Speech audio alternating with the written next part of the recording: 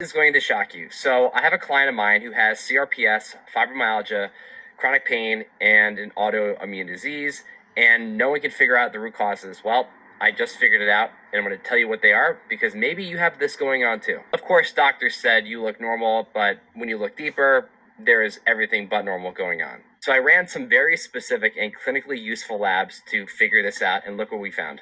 Right here we have Clostridium, which is a really noxious bacteria, and Coprococcus. These can release pro-inflammatory toxins.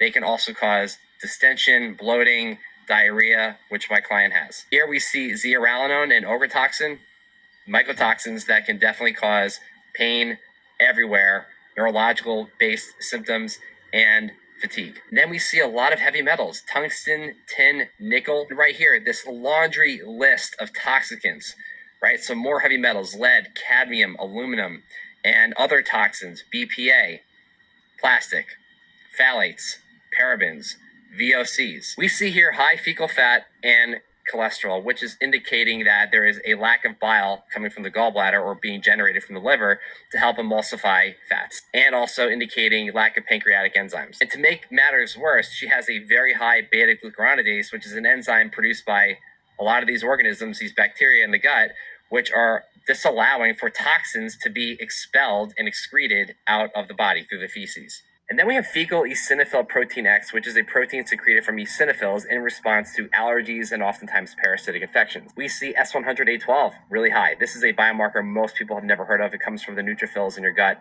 and they are responding to pathogens, infections. All of this collectively tells us that there is leaky gut, there is dysbiosis, there is a lot of inflammation, and these inflammatory compounds can get out of the gut. They can go anywhere in the body, just like mycotoxins can, and heavy metals. And this is where you can have symptoms literally anywhere. There is a lot of work to do, but here's the key point. She was given a label of fibromyalgia and CRPS, but these are just labels for her symptoms. They don't even acknowledge the root causes that are actually the driving force behind her symptoms. And this is the common problem that we see, is that people are misdiagnosed and mislabeled. They don't actually have fibromyalgia. They have other things like this, like stress and trauma, that's driving the pain and problem. This is an example of the work that we do in the restore phase of the Autoimmune Revolution Roadmap program. We identify hidden stressors and root causes that your doctor doesn't figure out. And now we have a real chance in getting her life back, because right now she's bedridden and can't get up and even walk. So if this sounds like you and you would like to learn more about what we're doing here and how this looks fully, comment the word roadmap and I'll send you a DM.